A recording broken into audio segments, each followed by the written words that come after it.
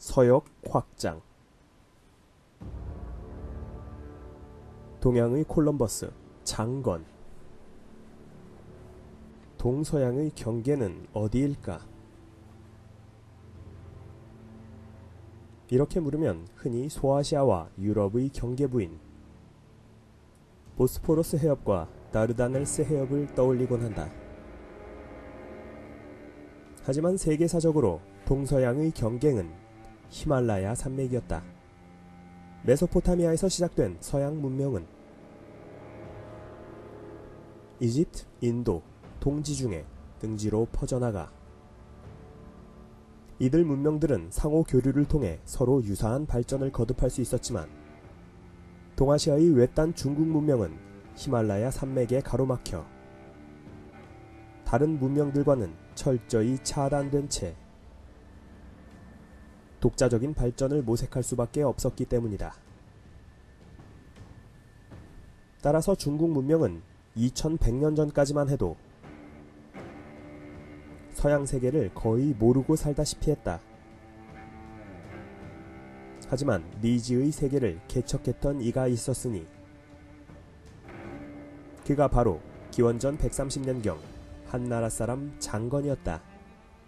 사실 그의 발견은 그야말로 우연적이었지만 문명을 바꾼 파급력으로 보자면 결코 콜럼버스에 뒤지지 않았다.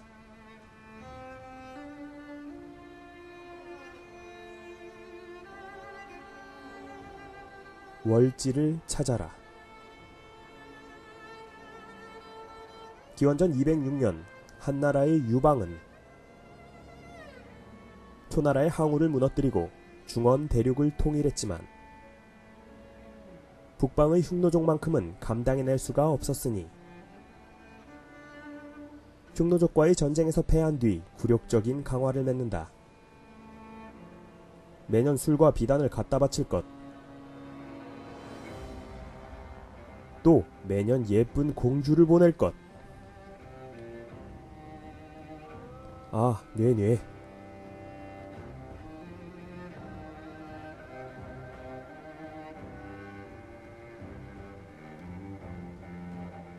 때문에 훗날 한 무제는 유목국과 흉노를 제압하는 것을 가장 중요한 대외 정책으로 삼는다. 두고 봐라. 그동안 우리나라의 굴욕을 반드시 되갚아주겠다. 때마침 이런 소문이 들렸다. 폐하, 깐수성 부근에 월지라는 나라가 있었는데 이번에 흉노한테 패해서 서쪽 어딘가로 쫓겨났다고 하옵니다.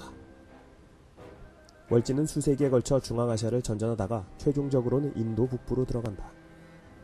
그래, 그렇다면 우리가 월지와 손을 잡고 양쪽에서 협공을 하면 흉노를 제압하는데 큰 도움이 되지 않겠는가? 그런 생각에 한 무제는 월지에 보낼 사신으로 장건을 선발했다.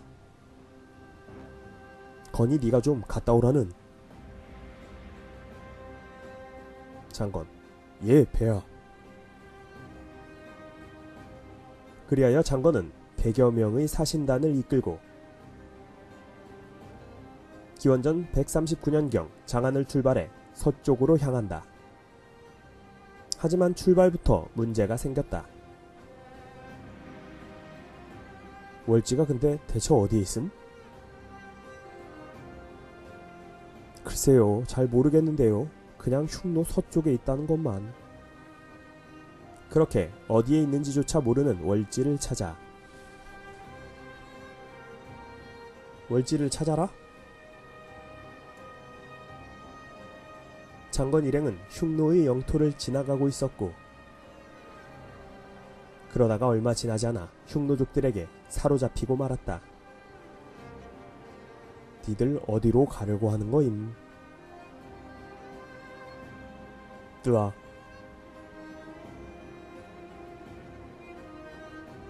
그렇게 붙잡힌 장건은 무려 10여 년을 억류당한다. 아, 놔. 하지만 장건은 기회를 엿보다가 탈출에 성공했고 결국 오늘날 우즈베키스탄에 위치한 월지에 도착한다. 드디어 도착했구나. 헐, 그런데 여기 사람들 생긴 게 왜 이럼? 어쨌든 장건은 월지왕을 찾아간다. 지금 한나라가 흉노를 치고자 하는데 월지와 우리가 힘을 모아 흉노를 협공하면 어떻겠습니까? 하지만 월지왕은 거절했다. 미쳤어? 흉노가 얼마나 센 놈들인데? 그렇게 협상은 실패로 끝났고 1년 남짓 월지에 머물던 장건은 귀국길에 오른다. 하지만 돌아오는 길에 또 흉노족에게 사로잡히고 만다. 장건, 아 놔. 그런데 또 탈출에 성공한다. 한 번이 어렵지 두 번이 어렵겠는가. 그리고 13년 만에 고국으로 돌아온다. 서역 점령, 실크로드의 시작. 장건은 비록 임무를 완수하지는 못했지만 당시까지 미지의 세계였던 서역에 관한 많은 정보를 보고해왔고 이는 한나라가 대외 정책을 세우는데 중요한 자료가 되었다. 특히 한 무제의 마음을 사로잡았던 것은 서역의 말이었다. 오, 그래? 서역에는 하루에 1000리를 달리는 천리마가 있단 말이지. 그렇사옵니다, 폐하. 그래, 그걸 타고 싸우면 흉노를 물리칠 수 있겠어. 그런 욕심에 한나라는 기원전 104년 서역을 쳐 말 3000피를 약탈해온다. 하하하. 결국 장건의 여행이 서역 사람들에게 재앙을 가져온 것이다. 그리고 서역말의 효과였을까? 이후 한나라 군대는 흉노를 물리치었고 내친김에 서역을 점령하여 서쪽 멀리까지 영토로 삼는다. 그러자 한나라 상인들이 진귀한 물건을 찾아 서역으로 향했다. 당시 서역은 인도 페르시아는 물론 로마와도 거래를 하고 있어서 중국인들이 생전 처음 보는 물건들이 즐비했던 것이다. 서역을 통해 중국으로 포도가 전래된다. 서역에서 전래된 포도, 아몬드, 목화, 무화과 등이다.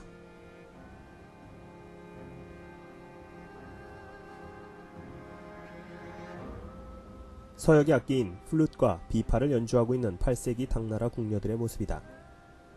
인도에서 중국으로 전래된 배, 시금치, 후추 등의 식물들이다.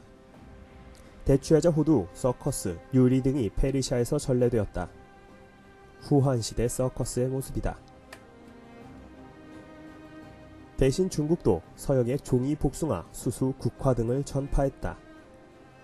이때 무엇보다 서역인들을 매료시킨 상품은 바로 비단이었다. 세상에, 이렇게 부드럽고 광택이 나는 옷감이 있을 줄은.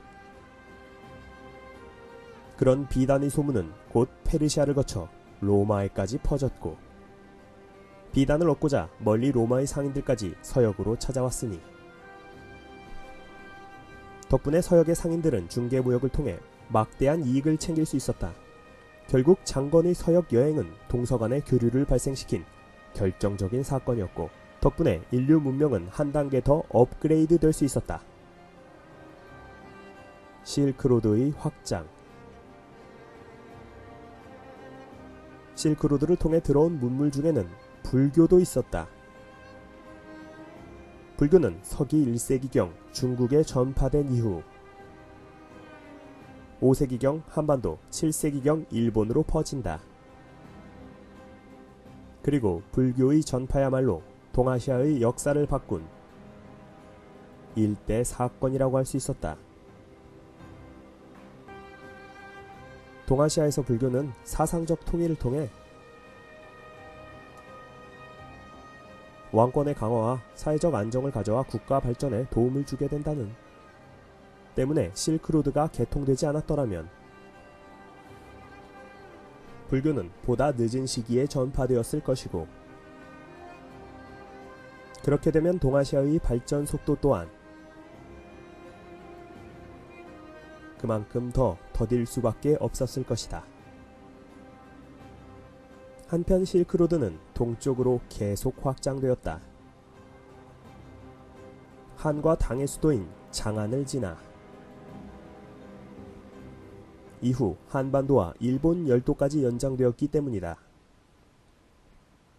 때문에 통일신라 유물 가운데는 기독교의 영향을 받은 듯한 돌 십자가, 마리아 관음상 등이 발견되기도 하고, 또 로마의 유리와 보검 등이 출토되기도 했다. 우리가 익히 알고 있는 신라의 유리그릇도 로마에서 넘어온 것이다. 강대국들의 각축장으로 변한 서역. 사실 서역 땅에는 사람이 살기 힘들다. 들어가면 다시는 나올 수 없다란 뜻의 타클라마칸 사막에서는 모래 폭풍이 불면 무려 300m 높이의 거대한 모래 언덕을 만들어내고, 겨울에는 밤의 온도가 영하 40도, 여름에는 한낮의 온도가 영상 50도를 웃도는 극한의 기후가 나타나기 때문이다. 하지만 이런 곳에도 사람이 살 수 있었던 것은 주변의 높은 산맥에 만년설에서 빙하가 녹은 물이 흘러내리기 때문인데, 이러한 물줄기는 강물이 되어 바다로 흘러가는 것이 아니라 대부분 땅 밑으로 흡수되어 지하수로 흐르게 되고 바다로 가지 않고 중간에 사라진다. 때문에 이곳 사람들은 카나즈로 불리는 터널식 지하수로를 파서 그 물을 농토와 마을까지 끌어들여 농사를 짓고 살아갈 수 있었던 것이다. 하지만 이런 관계농법은 농토를 크게 늘릴 수는 없어 부양 가능한 인구에 한계가 있기 마련이다. 그러나 실크로드가 개통되면서 동서교역이 활발히 이루어지자 서역 지역에는 갑작스레 실크로드 특수가 나타났다. 서역이야말로 동양과 서양이 만나는 접경지라 할 수 있지. 특히 7에서 8세기 당나라 시대에는 화려한 광택과 3가지 빛깔을 내는 당삼체라는 도자기가 비단만큼이나 인기를 누리며 유럽에서 엄청난 고가에 팔리고 있었다. 그러했으니 서역으로 비단과 도자기를 얻고자 수많은 대상의 행렬이 줄을 이었고, 그만큼 서역 땅은 중개무역으로 막대한 이익을 얻을 수 있는 장소가 되었다. 하지만 그런 만큼 주변의 강대국들은 서역을 차지하기 위해 호시탐탐 경쟁했다. 서역의 주인은 이렇게 바뀐다. 한나라 돌궐, 당나라 페르시아, 서하 원나라. 이 나라들이 번갈아가며 이곳을 지배했던 것이다. 다만 15세기 이후 바닷길 시대가 도래하면서 실크로드는 급격히 쇠퇴하여 이곳은 가난한 유목민들의 땅으로 전락하고 말았고, 19세기 후반 러시아와 중국의 영토로 각각 분할되어 오다가 최근에는 서역의 서쪽은 스탄으로 끝나는 국가들로 독립을 하게 됐지만,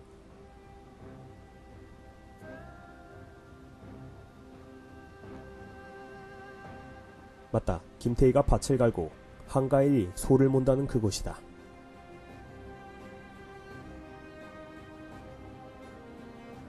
서역의 동쪽은 여전히 중국의 변방으로 남아있다. 다만 중국인들이 자신있게 고유 영토라 주장할 수 있는 까닭은 2000년 전부터 이곳을 개척했던 과거의 역사가 있기 때문이다.